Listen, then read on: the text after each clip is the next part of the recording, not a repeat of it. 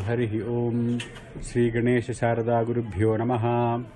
नारायणं नमस्कृत्य नरं चैव नरोत्तमं देवीं सरस्वतीं व्यासं ततो जयमुदीरयेत्। श्रुतिस्मृतिपुराणानाम् आलयं करुणालयं नमामि भगवत्पादशङ्करं लोकशङ्करं शङ्करं शङ्कराचार्यं केशवं बादरायणं सूत्रभाष्यकृतौ वन्दे भगवन्तौ पुनः पुनः। Now we have finished the Purva Pithika of Vishnu Sahasranama. Now we are going to start the actual 1031 names, Sahasranama. The very first name of Vishnu Sahasranama is Vishwam. This is how it starts. Vishwam Vishnur Vashatkaro. This is how it starts. So the very first word is Vishwam. Vishwam Vishnuhu. So the word Vishwam means universe. The world, the visible universe. This phenomenal world, this is viewed by people very differently. Not everyone wants to view this Vishwam as Vishnu. For most of the people, Vishwam is just inanimate, self-born matter. That is how it is seen. And the Vishnu Sahasranama is not against such people. The very last verse of Vishnu Sahasranama, before the end of Vishnu Sahasranama, the verse goes like this: Atmayoni swayam jato vaikhana samagayanaha devaki nandana srishta. This is how it ends. So the word Atmayonihi means Atma Yoni Yasya Saha, one whose origin is himself. How is it one's origin by himself? The next word explains it. Swayam Jataha. He is not created by, it is not created by anything else. It is self-created. So that holds true for Vishnu as well, for the Vishwam as well. People who are materialists, we call them in the ancient times, we call them Sankhya. The Sankhya philosophers, they believed that Prakriti is self-manifesting. Prakriti is Aja. She is unborn. So is Purusha, the soul. They are Atmayoni and Swayam Jataha. So this is for the people who don't believe in Vishnu. In the next verse, it says, Devaki Nandana Srishta.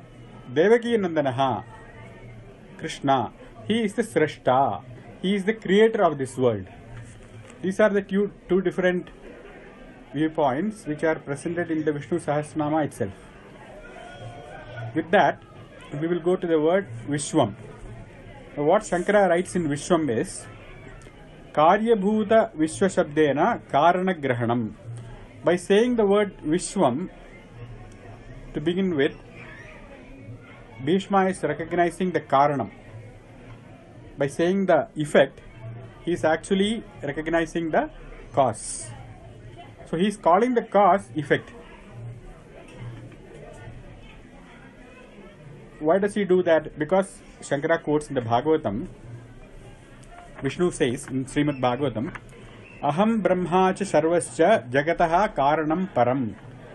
Myself, meaning Vishnu, Brahma, the Chaturmukha Brahma, Sarvaha, Sarvaha is Shankara, that is Shiva. Three of us, we are the cause of this universe. Atma Ishvara Upadrashta. Atma means Vishnu. He is the soul. Ishvara means the creator, who is Brahma. Upadrashta, the destroyer.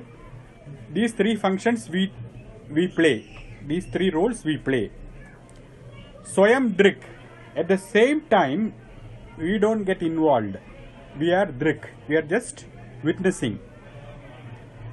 Avisheshanaha, without any qualities for ourselves, without any qualifications. So how can a person without any qualities, any qualifications, create and destroy? How is it possible? Shankara here takes the example of the sun. When the sun rises, you dry clothes.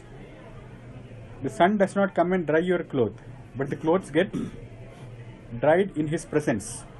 The plants grow. The crops are fulfilled. Everything is happening just because of the presence of Shankara, our son. Similarly, by the presence of this Paramatma in these three forms of Srishta, Sthiti and Samhara, all that action happens in Prakriti. That's what he says. Then he further explains, Atma Mayam Samavishya Soham Gunamayim Duja Srijan Rakshan Haran Vishwam. This Vishwam, this universe, I enter with the help of three gunas. The three gunas are Sattva, Rajas and Tamas. With Sattva Guna, Aham Srijan. With Sattva, I create. Because for creation, you need knowledge. Without knowledge, there is no creativity. You have to know what you are. For that, you need Sattva, Sattva Guna. Rakshan means protecting. What has been created has to be protected.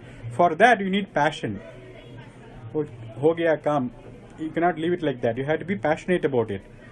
So Rakshan. The third guna is Tamas. So when the time of dissolution, dissolving comes, when you go to sleep, everything is absorbed by Rudra. So these three roles are played by me with the help of Maya, who is Triguna Bhuta. Maya is nothing but the combination of these three qualities. Now, when this matter is all like this, some people, they try to differentiate between these roles. They create division in this undivided, wholesome truth. About them he says, Vishnu, he says, Tasmin Brahmani Advitiye, in that non-dual Brahman, Kevale Paramatmani, which is Kevala, without any, which is devoid of any qualities, which is Paramatma, Brahma Rudrocha Bhutani Bhedena Ajnaha Anupashyati. It is an Ajna, a person who is without the knowledge of the Supreme. He is the one who will see difference between Brahma and Rudra. Once he knows that it is the one Paramatma with three functions, he will not differentiate between Shiva and Vishnu. Hence, it is not encouraged that you should not look at all these different divinities as different personas. They are all just forces or principles of one big Brahman.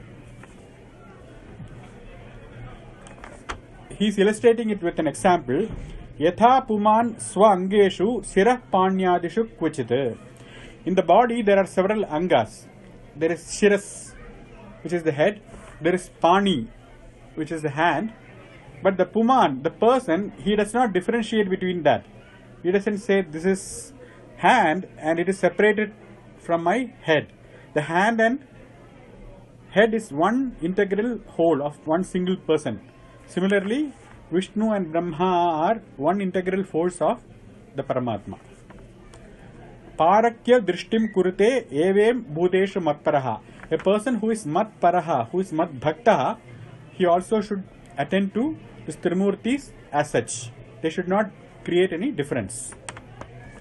Trayanam ekabhavanam yo na pashyati vaibhidam. Whoever who does not see division in these three, Brahma, Vishnu and Shiva, Sarva Bhutatmanam Brahman sa shantim adhigacchati. He immediately attains peace. Because always discord or disharmony comes because of division. Once you can see the unity which is indivisible, then you attain Shanti. So that is the first meaning he gives for Vishwam, Shankara. With this, it is established that Bhagavan is the Nimitta Karana of the world. What was said was, Karibhudam Vishwam Sujayitam Karana Grahanam. That Vishwa, for the Vishwa, the cause is Ishvara or Parama Vishnu. He is the Karana. What kind of Karana or cause he is? He is the Nimitta Karana. Now, for every object, you need two kinds of causes. For example, if you take the pot needs mud. That mud is the material cause. Without that material, you cannot make the pot. Similarly, you cannot make the shirt without the fabric. So the tantu or the fabric is the cause, material cause for the pata. So this material cause is called as upadana karanam. That is a upadanam, that is a material. Another cause you need for the pot is the pot maker. The Veda says that Namah kulale ebhyah karmare ebhyascha vo namaha. Kulala means pot maker. He calls Shiva as the pot maker. So the pot maker is the nimitta karana for the pot. It is called the efficient cause. He makes the pot into effect. So in the first instance, Ishvara was presented as the efficient cause or nimitta karana of this Vishwam. Now Shankara says he is not only the efficient cause, he is also the material cause. For that he quotes a Shruti, Veda. What he says is Samanam evahi sarveshu vedanteshu chetana karana avagamaha. In all the Vedantas, it is said the cause is chetana. It is consciousness which is the cause. So the efficient cause is consciousness. The material is also consciousness. How is that? He quotes the Upanishad, Yathornana bisrjade grinhate cha tatha antarat sambhavati ha vishwam yatha urnanabihi. Urnanabihi means the spider. The spider, nabhi means its navel. From its own body, it takes out the web and it weaves the web and it stays in the web. Similarly, the Paramatma gets the material out of his own and then he creates this web of the universe and stays there. So that is the example. So with this definition of Vishwam, the second definition, he says the material cause and the efficient cause, the upadana karanam and the nimitta karanam is Ishvara. That is the second definition of Vishwam. Now these two definitions, they are only in our phenomenal world. But this is a phenomenal reality. This is not the fundamental reality. For that, Shankara takes a third definition. He says, Paramarthataha, in actuality, in reality, in Paramartha, Parasmat Purushat na abhinnam idam jagate. This jagat, this manifested universe is actually not different from the Paramapurusha. How can this happen? Because he says, the Veda says, Purusha evedagum sarvam tat srishtva tadevanu pravishat. He created this universe and entered them himself. He himself became many forms. Since the Veda says that, he is quoting Veda as the pramana for saying that the Vishwam itself has, the Brahman itself has manifested as the Vishwam. So these are the three levels of reality: the empirical, phenomenal and the fundamental reality of the universe. That three realities he is bringing out with the word Vishwam. It is also there in the Srimad Bhagavatam, the second chapter, the very first skanda. Vidandita tattvavidaha tattvam yat jnanamadvayam. This jnanam, the ultimate knowledge, is advayam, is singular. It is non-dual. And who know it? Tattvavidaha, those who have awakened them to the truth. Those who know the truth, they know it. How do they know it? Brahmeti Paramatmeti Bhagavan iti giyate. They call this one tattva as Bhagavan. That is because of duality. At that point they think this Bhagavan is different from you. That was the first interpretation as nimitta karana, where the pot maker is different from the pot. Or Paramatmeti, as inside you, as yogis. And the last one is Brahman, as both as nimitta karanam and upadana karanam, or the karana himself being the cause. So these three levels are because of the views of the onlooker. Depending upon the maturity, depending upon how much truth is revealed to them, Accordingly, they see one Brahman as Paramatma, Bhagavan or Parabrahma. So that is the third meaning of Vishwam. Now, he says Vishwam iti abhidhiyate. By saying the word Vishwam, Vishnu himself is being told. So Abhidhanam means a name. Abhidhanam means a name, that which by which you call something. So he says there is only one Abhidhanam for all that is in the Veda, and that is Omkara, and that is the meaning of Vishwam. That is the fourth meaning Shankara gives. How come Vishwam means Omkara? He quotes the Veda. The Veda says, Yas chandasa mrshabho vishwarupaha chando byodhyamruta sambabhuva. Just like these devas and asuras, they churned the ocean and got the nectar. They also, the rishis churned, the maharshis, when they churned the Vedas, they got this Omkara. Everywhere they found that Om is embedded. That is what the rishis found. Hence, Omkara is Vishwam. Om is all-pervading. He also quotes one more. He says, Sarve Veda et Padam Amananti. Again and again, the Vedas repeat one word. Om ityetat. What they repeat is Om. Hence, Om is Vishwam. Now, what is this purpose of stating Om as Vishwam or Vishwarupa? That is because in order to gain Ishvara Jnanam, the very first qualification is having Samatva Drishti. Samatva Drishti is equal vision in all that you see in this universe. Everything has to be seen as Om, as one thing. Why? Because he quotes Prahlada, Vistara sarva bhuteshu Vishnu sarvam idam jagat. All this Vishwam is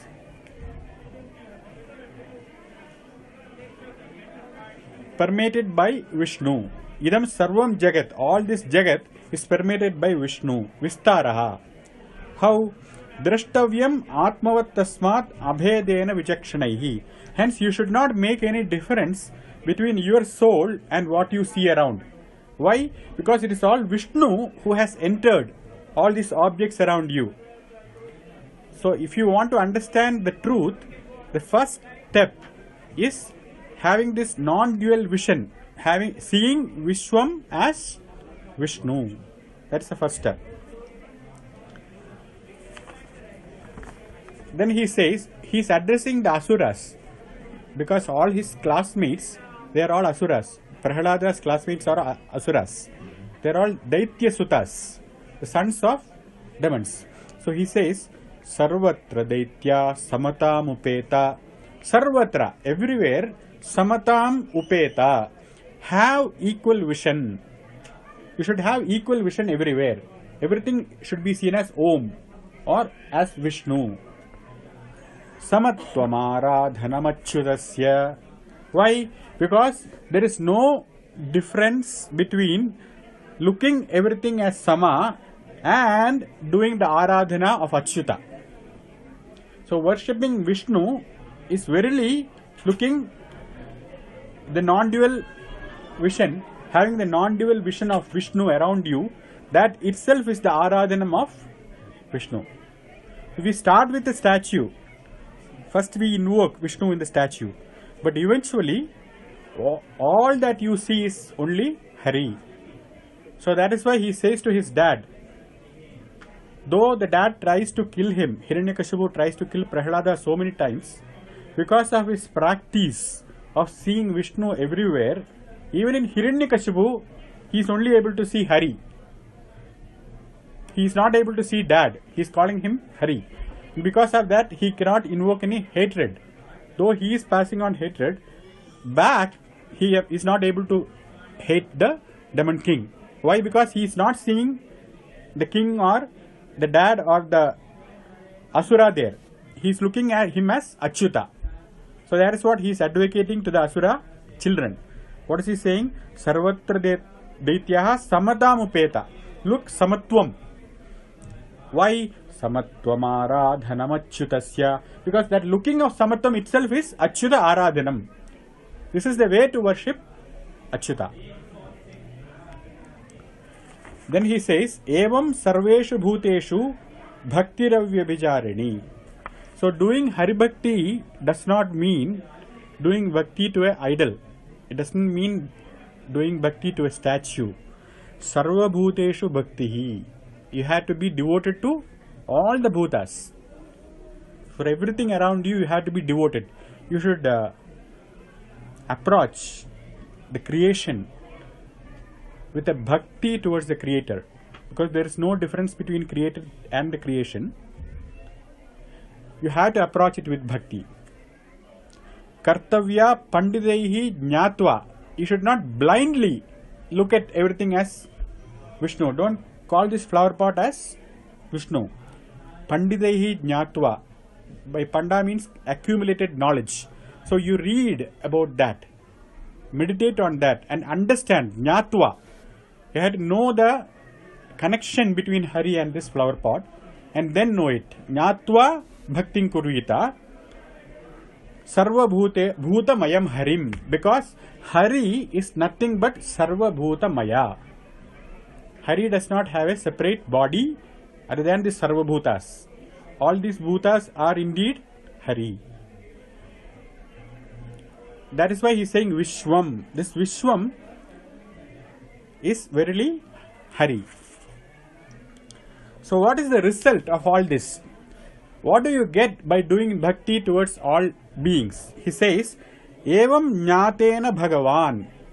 Once you know Bhagavan in this way, as present in everything around you, Anadihi Parameshwaraha Prasidati. He becomes extremely happy. He is not happy because you offer him payasam or laddu. He is extremely happy when you have this vision of Hari everywhere. When you have this vision, he prasidati. And then what happens when he prasidati? When his prasada happens, yasmin prasanne klesha samkshayaha. All the kleshas go away. What is a klesha? Klesha is a feeling of difficulty. Klesha means when you take a cloth and drench it in water and squeeze it, if you have the same feeling in your mind, that is what klesha is. This is said by Ramakrishna Paramahamsa. He says that. How should you feel for the mother? How should you have the separation? When you take a cloth and you squeeze it after taking bath, what the cloth feels, that your heart should feel, that ache. That is called a klesha. That klesha will be gone when Hari is pleased. Why? Because Hari is Sarva Bhutatma. If you are trying to pacify your mind and get over klesha, it's not going to happen. Because your Atma is Hari, and if he is not pleased, your klesha is not going to go away. So this is the result of the Sarva Bhutatma Bhava, which is Hari Bhakti in truth. So that is the meaning of Vishwam as Pranava. So those are the four meanings: as Paramatma, as Bhagavan, as Brahman, and as Omkara. So when you chant this Vishnu Sahasranama, the beginning you say something. Any mantra you chant, if you are chanting Devi mantra, you say Lalita Trupara Sundari Dhyanam. I meditate on Lalita. For Vishnu Sahasranama, what is the Dhyanam? What do you say in Vishnu Sahasranama? If you go through this book, you will find out. It says Vishwarupa iti Dhyanam. What do they say? Vishwarupa iti Dhyanam. So it is written in the Vishnu Sahasranama itself that this is the meditation of Vishnu, Vishwa. So in the case of Lalita, you meditate on that Devi. But in the case of Vishnu Sahasranama, the whole Vishwam itself is the object of your meditation. So that is why this Vishwa is presented as the very first Nama. in Vishnu Sahasranama. So though it is only one name, it's worth talking in one class. And that's why Shankara also has written about 12 pages for this one Vishwam. Because that is the essence of Vishnu Sahasranama. You are going to do all this meditation. The rest is only detail. The very first statement is that this Vishwam, the whole Vishwam, universe is Vishnu, and that Vishwam is your object of meditation. So even any extrovert, anybody whose mind is going towards the universe, by practice, he also can end up looking at Vishnu everywhere. Yeah. So that is the meaning of the word Vishwam. Swasti prajabhyah paripalayantam nyayena margena mahim mahishaha go brahmanebhyah shubhamastu nityam loka samasta sugino bhavantu kale varshatu parjanyah prithvi sasyashalini deshoyam kshobirahido brahmana santu nirbhayaha sarve bhavantu sukhinah sarve santu niramayaha sarve bhadrani pashyantu ma kaschid dukkha bhag bhavet. Om Shanti Shanti Shanti.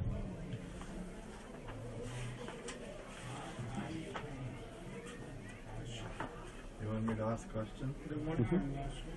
Yes. Oh, I forgot. I have a new question. So I was struggling with a question which you addressed. But there are parts of it in my agyan I cannot fathom. So if Srishti is Vishnu and I'm Vishnu and we are Advaita, then when is the time for the Pandavas to war with Kaurava? When is the time for Ram to challenge Rama? If Ram and Rama are same Vishnu.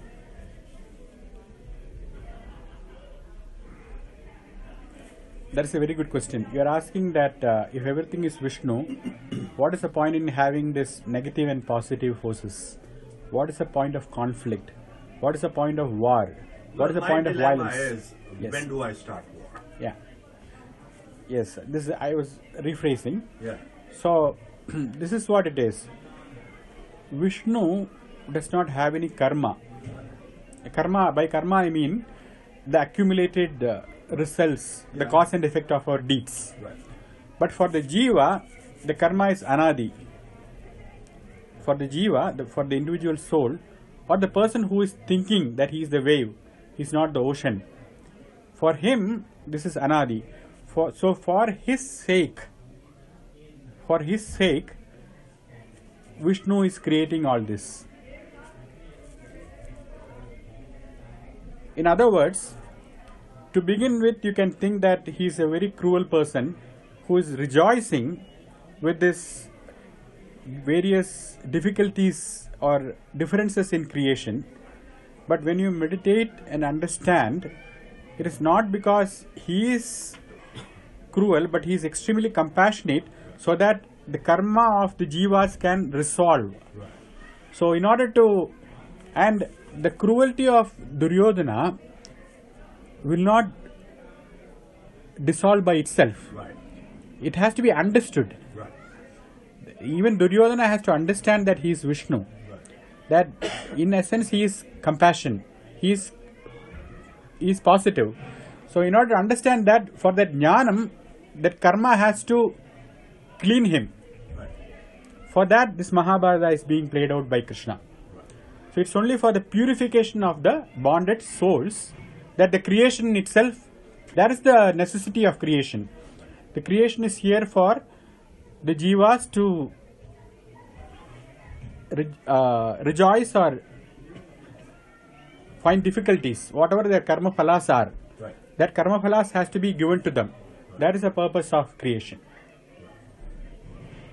So I buy it. I accept. Now when do I start the war? The war did not start day before yesterday, or it is anadi. No. So that war took place. Okay. When does my Mahabharata start? Every day? The moment your delusion, Ah, the delusion, because you are deluded. You are thinking that by fighting this war, you are losing something, that you are going to destroy. No, I just want to destroy the evil. No, that's what I'm saying. Right. The delusion is, the dilemma is, Right. by destroying, Yeah. that you are also going to lose something. You are losing your time, your personality. Right. Whatever you have accumulated, there is a fear of loss. That is a delusion. That is a mistaken notion. I have Once you get over that, then you will start the fight. Oh, I see. The fight for your own nature. So I'm not ready Yes. until I get it resolved. That Right. klesha is taken care Yes. You have to understand that we are first of all suffering. of. Right. That the indriyas, the sense organs is suffering, but we don't see most of the thing we suffer from. We look at it as something, a reason to rejoice with. All that sufferings we see around us, though they are suffering, we don't see them as suffering because of the mistaken notion. Hence, we don't fight them. We accept them because we see it as joy. In reality, it is not joy, it is suffering. And when you see it as such, then the delusion has started waning away. That is a starting point of your fight. This is what Krishna says in the Gita. The first, Arjuna says that I don't want to fight my dad, my brother. But at the end he says, Nashto mohaha, my delusion is gone. My mistaken notion is gone. Smritihi labda, I have got my memory back. I know my true nature. I have found out who I am. I am not the Arjuna whom I am thinking I am, but I am the resplendent being within. Now I am ready. Then he fights.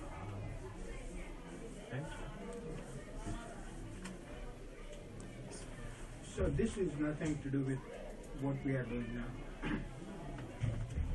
But last time I had asked a question about the heads of different religions that we know of. If they existed at the same time, how would they have got along? Would they have because I took a picture on the steps, first, second floor, there is a religion picture, right? Right. And is it true that pretty much everybody in the religion believes that my religion is the best? I mean, I was told that respect all the religion. The reason I'm asking you is somebody put a thing on Facebook about some Muslim somewhere in the United States are saying that we are not going to abide by your rules. We are going to have Sharia, whatever Sharia law, whatever.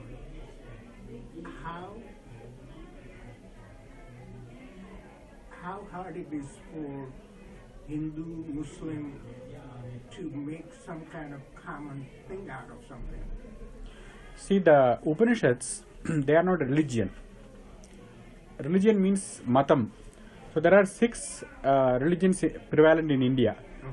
It's called Vaishnavam, Shaivam or Pashupatam, Shaktam, Ganapatyam, Sauram, and Skandam or Kartikeya. So these 6 are devoted to one deity. The Vaishnavism is devoted to Vishnu, Shaivism is devoted to Shiva, Sauram is devoted to the sun worship, Ganapatya to Ganapati, and so on. So the problem with the religions are, you are exclusively seeing your ideal as that one thing.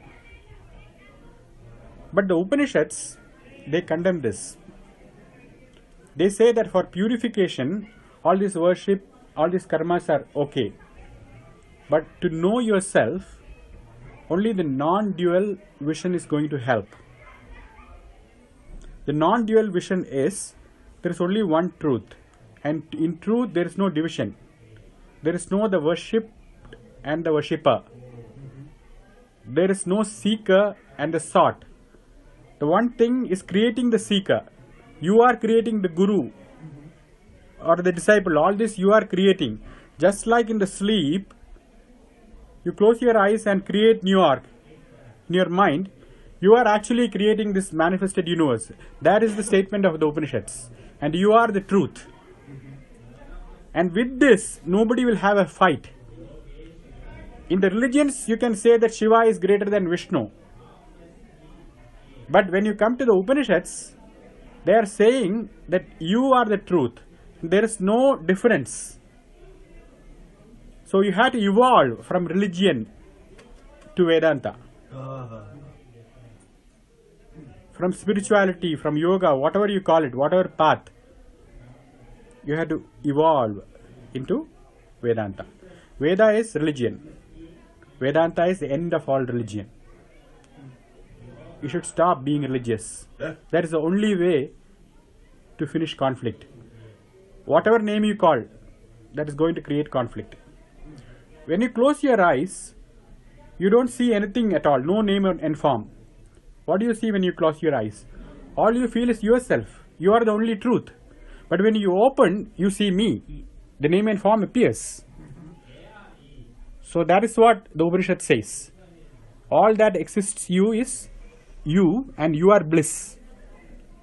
And when you come down from that, when you start this transaction in the world, then you create all these religions.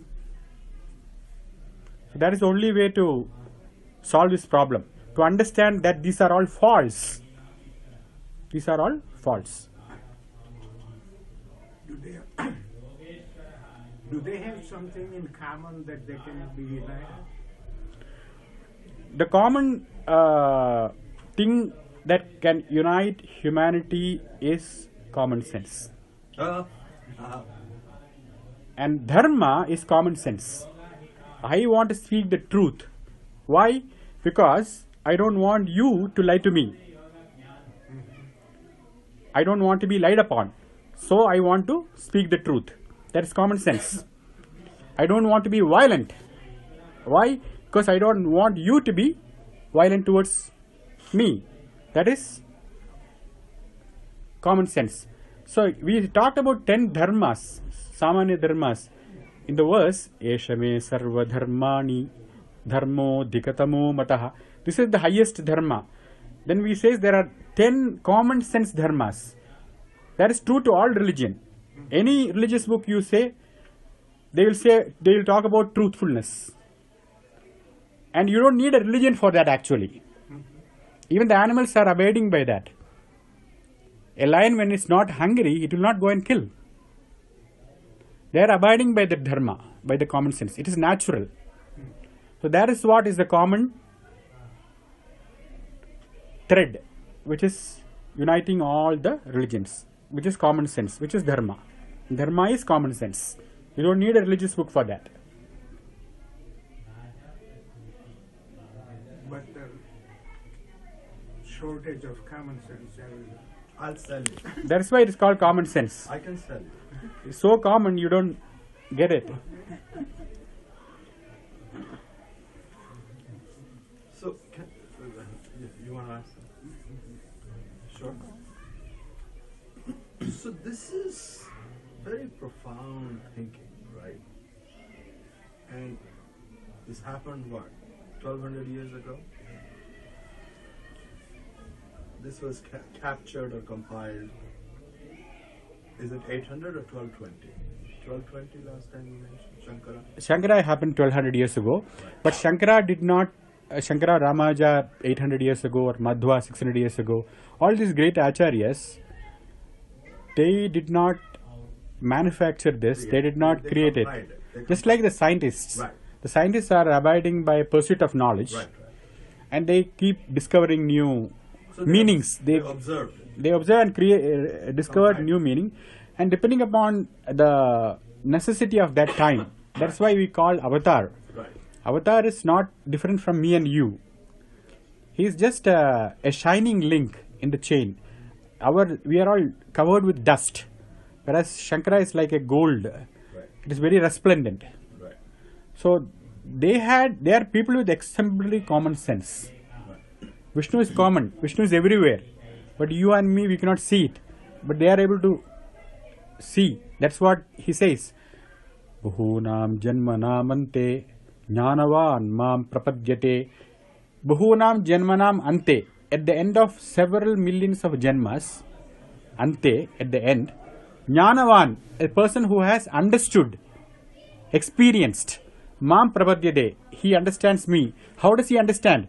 Vasudeva Sarvamiti. Sarvamidam Vasudevaha. Aham Vasudevaha. Samahatma Sudurlabaha. That Mahatma is very rare. That's why we have very few acharyas. So, history is not an issue for Shankara or all the Indic traditions. They say that this is Sadashiva Samarambham or Lakshmi Narasamarambham, Hiranyagarbha Samarambham. It comes from a Hawari past. But the problem is very true. We suffer. Right. And the solution is there, and it is not postponed to a future time. Right. It is here and now. Right. You have to understand it. Right. You have to give it priority. Because knowing yourself is the most important thing for you as a human being. And that is the cure for all our issues.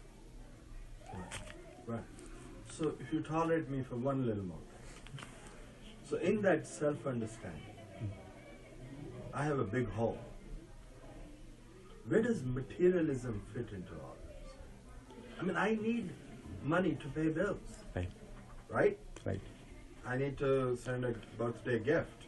So you need money to pay bills for taking care of Vishnu's property. Yes, absolutely. Yeah, not my own. Right. Right. That's what you're saying. Right. So, this is how you say, Abhyase pya samarthosi. If it is difficult for you to do abhyasa, Yeah. what is abhyasa? Practice. Right. What is practice? Abiding in yourself. Ah, You are the source of all wealth. All the wealth is created by you. So naturally you are wealthier than the wealth. right. You are more than the wealth. Why? Yeah, but I need green bills. But then you are asamartha. Somehow you are thinking that you are not capable of this at this point. Mat karma paramo bhava. You have to pay bills, my bills. Go and work for me. Go and find a job in university. Right. Find some job and then pay the bills. But that karma is called kashaya paktihi. This kashaya is your mistaken notion, your inability to practice. Practice what? Practice non-dual vision. Right. When you are unable to practice, then you have to do karma. Kashaya paktih karmani. That kashaya is going to be taken care by karma. Tado jnanam pravartade. Then the abhyasa will start. So that is why in the very first class, we talked about purusharthas, dharma, artha, kama and moksha. So you have to take care of your kamas. Because that is all, it was your choices, your sankalpa. You had chosen those things. Now suddenly you cannot say that I am withdrawing. No. So you have to unwind slowly. That process is called karma.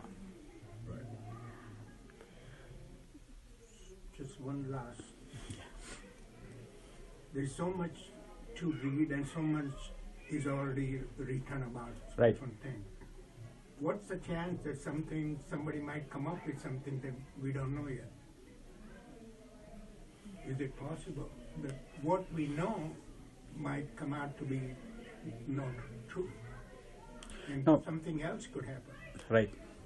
So first of all, you are saying there is so much to know. For that, the answer is Ananta Shastram Bahuvedittavyam. The scriptures are Ananta. There is no number to read. So many, there are libraries to read. Dharmasya tattvam nihitam guhayam. The essence of dharma is very in some secret corner in your heart. It's lying there. Mahajanaha yenagatas sapantha. So find a teacher and follow his path. That is one thing. And we have got Shankara, we are covered. And about this finding this thing, we are saying that you are the truth. All you have to find is what you are, what is your true nature. And that is happiness. So that is a thesis. It's a journey of self-discovery. And there is no failure in that. You will be never disappointed. Because you are going to find yourself. Now or later, The object of your journey is yourself. You are not away from yourself. You are there always, but you are not knowing it. Hence, there won't be any disappointment. Hence, there is no way that you can miss the target. You are on target once you know yourself. You cannot miss yourself. Did I answer the question? Yeah. So the question started with an assumption that the goal is outside you, and it ended with the knowledge that you are the goal. That's what it is, to rephrase.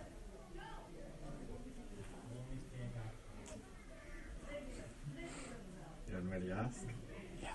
So as you discover yourself, you see your strengths, you see your frailties. I run into a lot of students who don't want to see themselves because they see them addicted to drugs, laziness, drinking, whatever, right? So I think I hear you that you can't be disappointed because you're going to find out how to be happy, or you're going to find out truth. But that's the ideal, right? But in reality, I'm going to find out that I have flaws. Would that initially cause me pain? I don't know. So the question is how to motivate students. Is that right? To anybody to genuinely look for that truth. Yeah. So the best thing is to become to imitate your guru. The guru is Dakshinamurti. Dakshinamurti is the one who is kind. So kindness is the fundamental thing of the teacher. So you have to reach out. So the first quality of a teacher is kindness or akrura. Krura means cruel. Cruelty is created by greed. Cruelty is always created by greed, and then anger, and then lust. In that order: lust, anger, greed. So that is, these three things the teachers should eschew. They should remove these things. So by removing that, you will get compassion. You will be able to reach out to your student. Unless you reach out to your student, they are not going to trust you.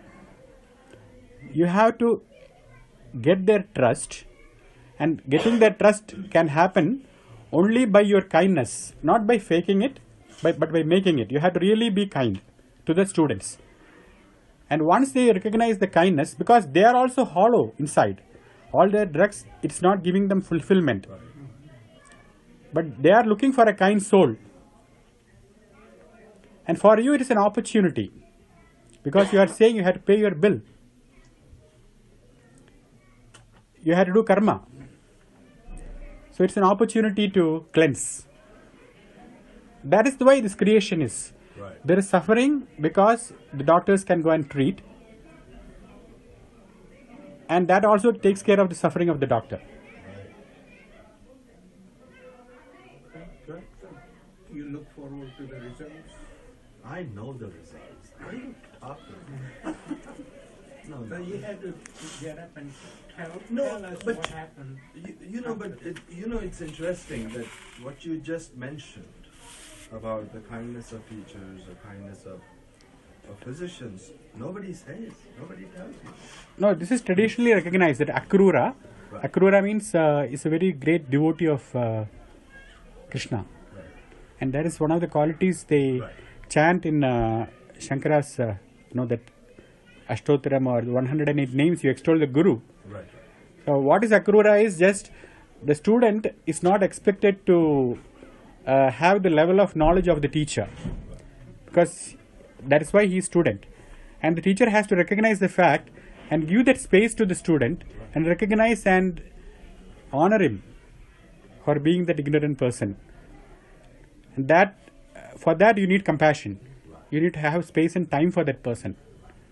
And that will attract trust. Yeah. Good. That is why these missionaries are filling these hospitals. That is when the soul is so vulnerable. See, mostly something they didn't get at home. You have the provider. a big responsibility. Yeah, but it's not that. Normally, when I get questions, that is what I think. What would my teacher do? Right. When I close my eyes and think about him, he is full of compassion. That 80-year-old face, and that's what makes me speak. Your personal teacher. Yeah. Right. So he's speaking through me. Right, but you've been to other universities, so you know of other universities, right? Yes. So you know what reality is, right? It doesn't make them unreal. Right. No, I hear you. Thank you. I'm sorry I asked too many questions. No. Everything is Vishnu. All that is Vishnu. Nothing is eschewed. We have to deal with it. If it is your karma, you have to deal with it. You should not run away. But you have to do the right thing. Right. And for the right thing, you have to know. You cannot just assume that God is everything. That is why it says Jnatva. You have to know how Vishnu is everything. That is why we have this various settings of Vishnu. Vishnu for non-believer. You have a Vishnu Shunya. There is a word in Vishnu Sahasranama. Shunya means emptiness. Right. So that is also Vishnu. There Shankara talks about Shunya. Does Shankara talk about time management? He does. I don't have enough time. He says time is illusion. Ah! You have to understand the nature of time. Yeah. No, he is going to live to be 200, so he got enough time. And he was 32 when he died. He says Tatparyam, Tatparata. Parts of all If you become intent on one thing, time will be managed. Yeah. This, yeah, intent. That is the key to time management. Thank you. Thank you.